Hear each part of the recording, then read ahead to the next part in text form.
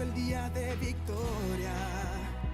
La palabra es el mapa de mi vida, brújula de mi destino, luz que alumbra mi camino, la llave que abre las puertas de salvación, sanidad, prosperidad y de fe para mi familia. Declaramos y creemos que seremos empoderados por la palabra de Dios. Oraciones efectivas. ¿Cómo orar efectivamente? ¿Cómo orar y obtener resultados? Creo que una de las razones por la cual la gente no ora es por eso. No ven resultado en lo que hacen. Y cuando tú no ves resultado en lo que haces, bueno, pues definitivamente dejas de hacerlo. Y mucha gente, aunque saben que tienen que orar, no oran sencillamente porque cuando lo han hecho, no han visto los resultados que ellos quisieran tener. Por supuesto, puede ser que los resultados que tú quieres tener no son los que debes esperar de tu oración. Pero eso es lo que hemos estado corrigiendo.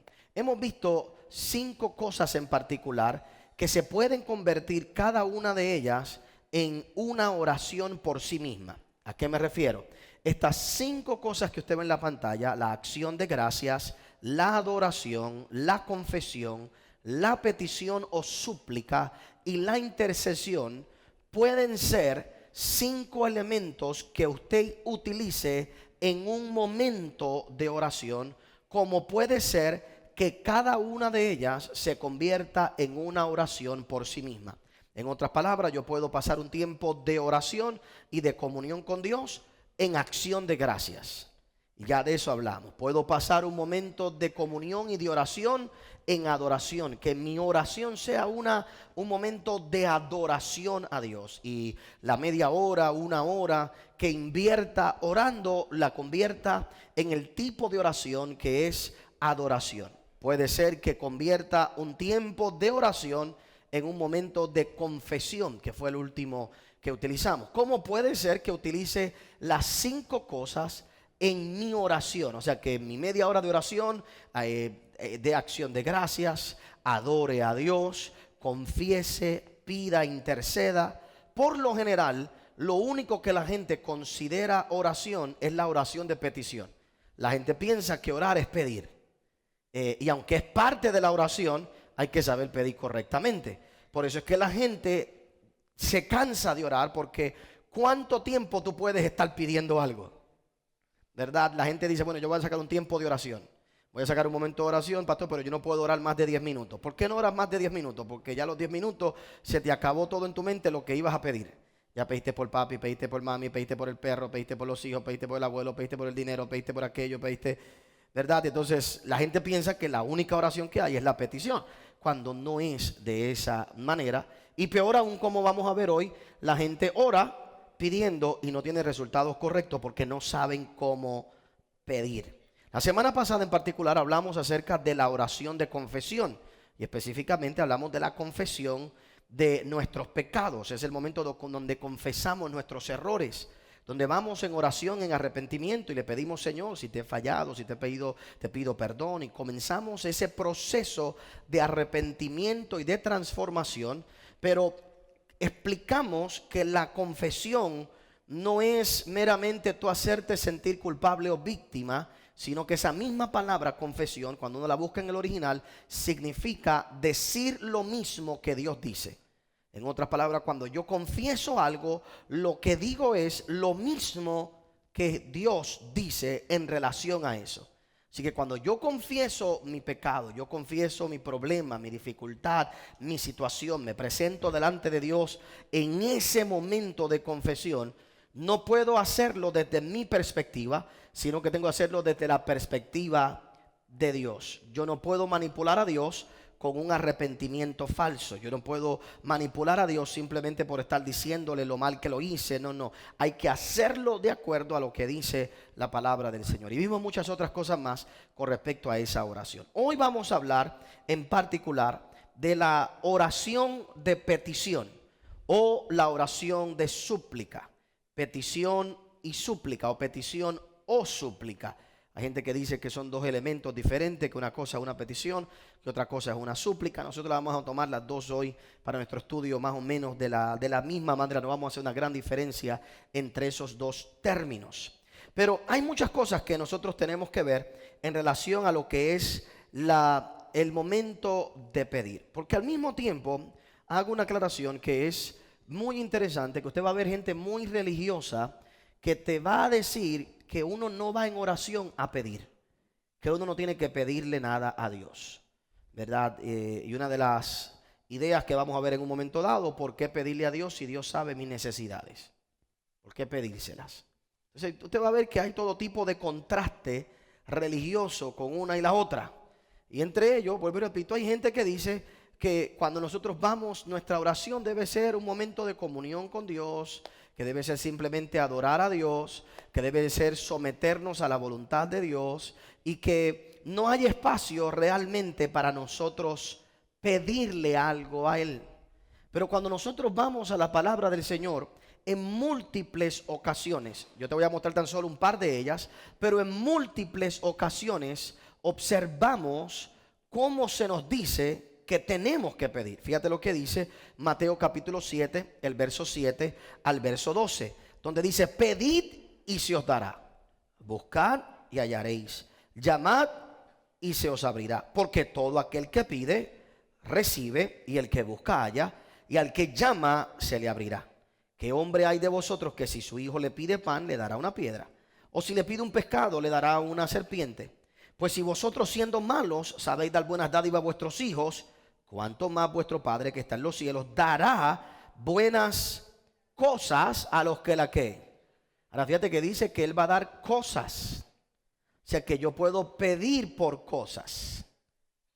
Yo puedo pedir por cosas y Él va a dar buenas cosas. Porque esa es otra idea, que lo que podemos pedir son solamente las cosas espirituales y no podemos pedir cosas. Pero Él dice que Él te va a dar cosas. Si nosotros, siendo malos, le damos buenas dádivas a nuestros hijos, cuanto más nuestro Padre que está en nuestro cielo nos va a dar buenas cosas. Así que todas las cosas que querráis que los hombres hagan con vosotros, así también haced vosotros con ellos, porque esto es la ley y los profetas. Un verso, ese último verso, es bien interesante porque como que no tiene que ver con la oración. Si estoy hablando de pedirle a Dios, porque después de pedirle a Dios me dice, y recuerda que todo lo que tú quieres que hagan por ti, todas las cosas que tú quieres que hagan por ti, hazlo por otro. Ese es el balance de pedir cosas. Yo no puedo pedir algo que no estoy dispuesto a hacer por otro. No puedo pedir por algo que yo no estoy dispuesto yo a tomar acción en favor de otra persona. Pero eso lo vamos a ver en otro momento. Mire lo que dice Mateo capítulo 21, el verso 22. Dice: y todo lo que pidieres en oración creyendo, lo recibiréis. Otro verso que te dice: atrévete a pedir.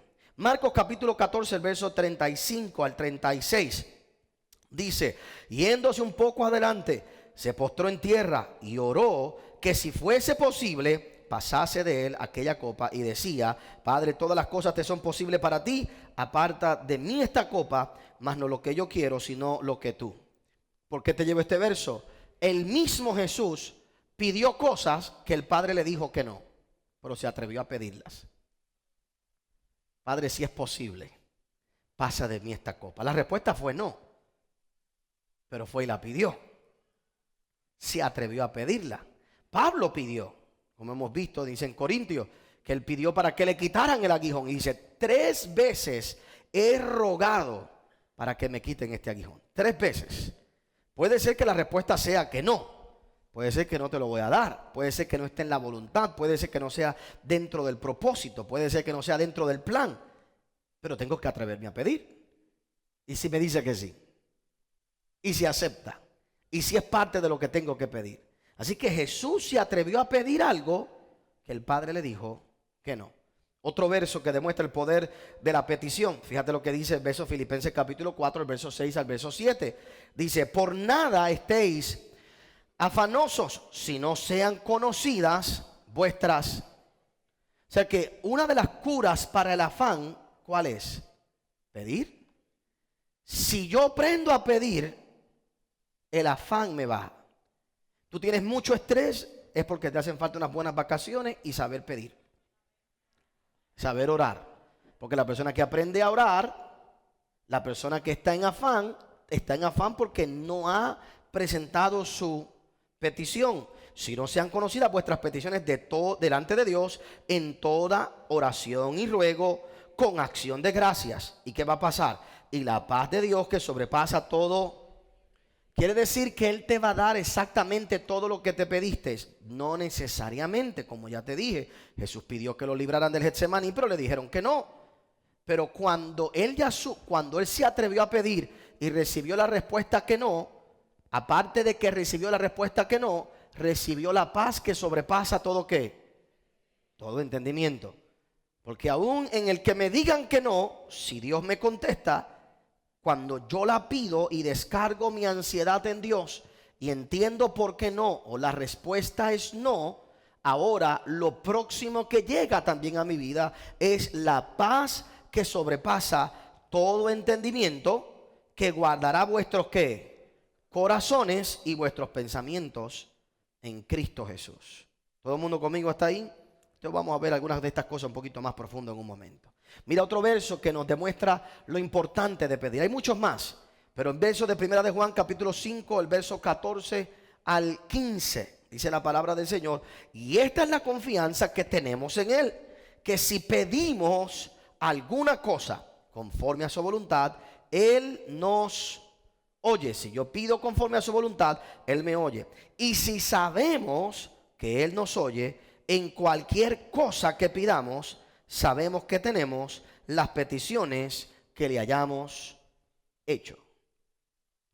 Como estos versos hay múltiples. Yo te traje tan solo al Nuevo Testamento, pero en el Antiguo Testamento hay un montón de versos donde la Biblia dice: invócame, pídeme, llámame, clama a mí, yo te voy a responder. A través de toda la palabra del Señor hay múltiples instancias donde se nos inspira y se nos motiva a pedir. Aún la oración del Padre Nuestro. ¿Y por qué hago este énfasis tan grande? Porque lo primero que quiero destruir por un momento en nuestros pensamientos es la mente religiosa de culpabilidad de que a Dios no hay que pedirle nada. De que no tenemos que pedirle a Dios. De que ¿quién soy yo para pedirle a Dios? No. A través de toda la Biblia se nos exhorta que pidamos. Bueno, hay que pedir correctamente, hay que saber cómo pedir, pero tienes que pedir. La misma oración del Padre Nuestro, toda es una petición. Padre nuestro que estás en los cielos. ¿Qué dice ahora? Venga tu reino. Eso no es una petición. Venga tu reino. Hágase tu voluntad en la tierra. Otra petición. El pan nuestro. No está hablando del pan espiritual. Está hablando de provisión. Señor, o sea que en la oración del Padre Nuestro estoy pidiendo su reino y estoy pidiendo con qué comer.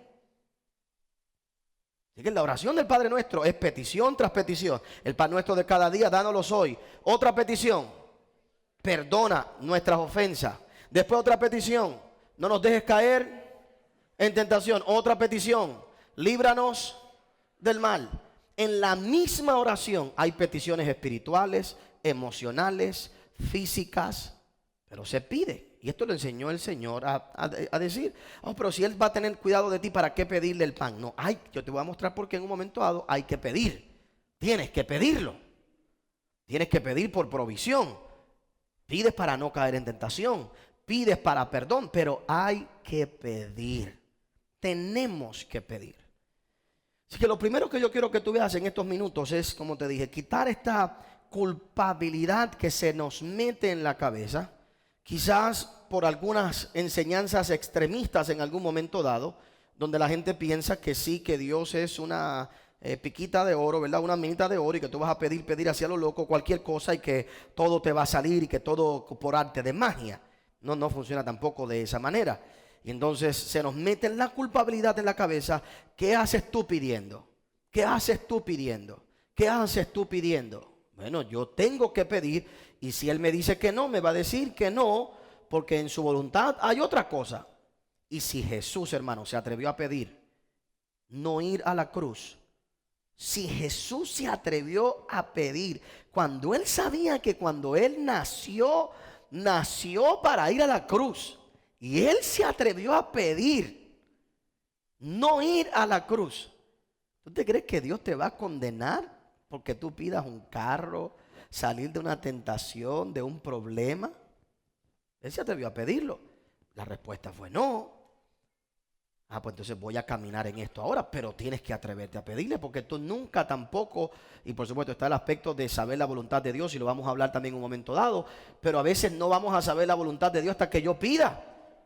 Pido, y entonces me dice que no, pues entonces ahora yo sé que no es su voluntad, y entonces pues tengo paz, me quito eso de la cabeza, y me muevo dentro del plan de Dios para mi vida, pero no es hasta que pido que me dicen que no. En estos días hablaba con un amigo que tiene que hacer un viaje muy largo y va a ir por 3 días. En esos viajes tiene que ir a China en particular por 3 días. Y me decía, pastor, no quiero ir. Me estaba hablando con él, no quiero ir, estoy cansado, no quiero llegar hasta allá, pero es una oportunidad, voy a ir con este otro hombre para conectarlo con el presidente de tal empresa, en tal sitio, para un proyecto así, bla, bla, bla. Y usted sabe, me dice él, usted sabe que no, yo no sé qué va a salir de esa reunión. Me dice, yo no sé qué va a salir de esa reunión. Pero me dice esto muy inteligente. Me dice, pero si digo que no voy, ya sé lo que va a surgir de esto. ¿Va a surgir qué? Nada. Si digo no, ya sé lo que va a surgir de esto. Nada. Pero si digo sí y voy y hago el esfuerzo, Dios me puede sorprender y salir algo.